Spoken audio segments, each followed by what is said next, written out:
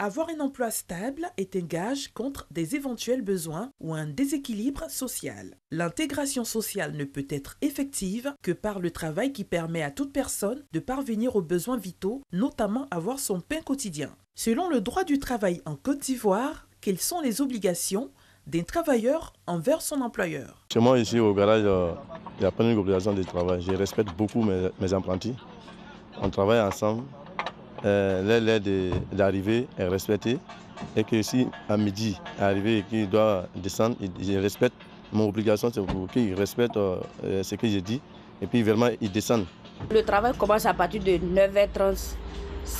Il ferme ici à 19h30. Mes employés descendent à partir de 13h30 pour aller manger. Ils ont 30 minutes de pause. Ils bloquent pas. S'il est l'heure de manger, ils ne bloquent pas mes employés. Ils sortent pour aller manger parce que c'est leur droit. Quand fin du mois arrive, mes employés sont payés à partir de 3. Je paye tout le monde parce que mes employés travaillent bien, donc je les respecte. Autant un travailleur a des obligations envers l'employeur, autant l'employeur a des obligations envers le salarié. L'employé doit obéir son patron, parce que c'est le patron qui te paye. Même en dormant la nuit, des fois, il peut te dire, bon, il y a telle personne qui est tombée en panne, va le dépanner. Tu es obligé de te réveiller pour le dépanner, parce que je te paye. Et sans ça, il n'y a pas de salaire parce qu'il n'y a pas de travail. L'employé n'a pas de conditions à donner à son employeur. Quelles sont les attitudes à tenir pour une bonne relation entre employeur et employé? Ça dépend de moi-même. Ça veut dire, je donne le travail à mon apprenti si cette voiture est faite. Et puis, je viens dessus, je dis, bon, laisse, va faire l'autre. Il ne va pas être content pour ça. Je dois lui laisser travailler la première voiture, c'est la première voiture que je lui ai donnée. Je dois lui laisser travailler dessus. Il finit, et puis je viens voir maintenant, il va m'appeler, et puis je viens voir. C'est propre, il essaie, il vient. S'il vient aussi, puis il ne lui dit pas que c'est propre, lui aussi va se fâcher. Donc je dois venir lui dire que vraiment mon petit a bien travaillé, la voiture a essayé, c'est propre.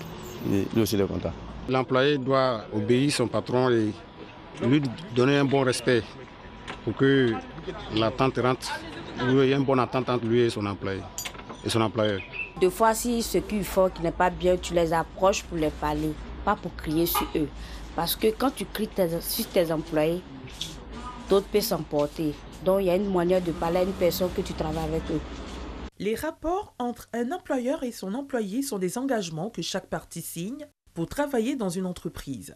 Il doit les respecter pendant toute la durée du contrat. Ces relations sont caractérisées par l'existence d'un lien de subordination juridique des salariés à leurs employeurs. Chacun doit être conscient de ses obligations envers l'autre pour le développement et la bonne marche de l'entreprise, en particulier et de la société en général.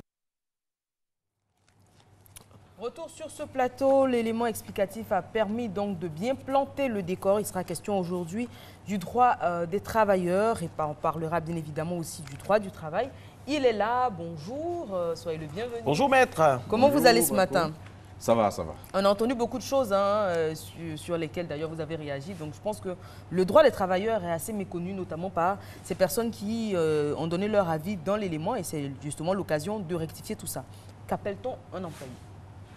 Bon, un employé, au sens du Code du travail en Côte d'Ivoire, est considéré comme employé ou encore travailleur ou encore salarié, quel que soit son sexe, c'est-à-dire homme ou femme, sa race ou sa nationalité, toute personne physique qui s'est engagée à mettre son activité professionnelle moyennant rémunération sous la direction et l'autorité d'une autre personne physique ou morale.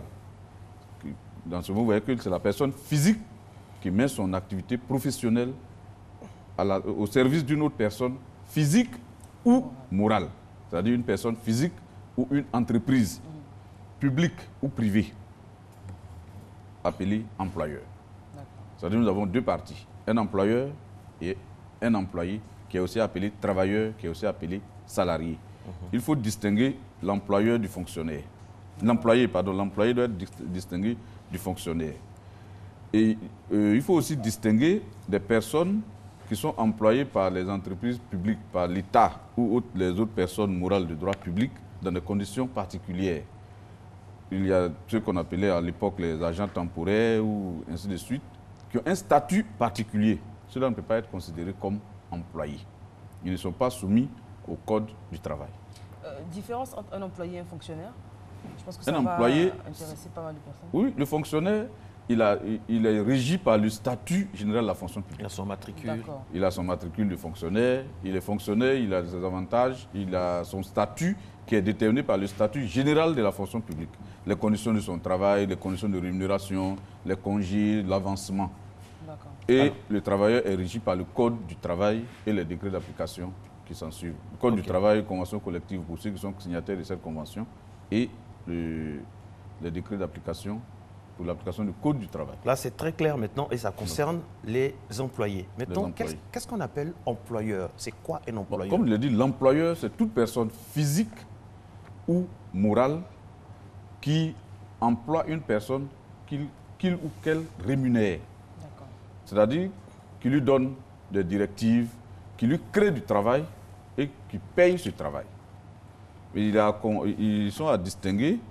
Là, ça nous amène directement à savoir c'est quoi le contrat du travail par rapport à d'autres types de contrats. On a beaucoup d'employeurs dans l'informel.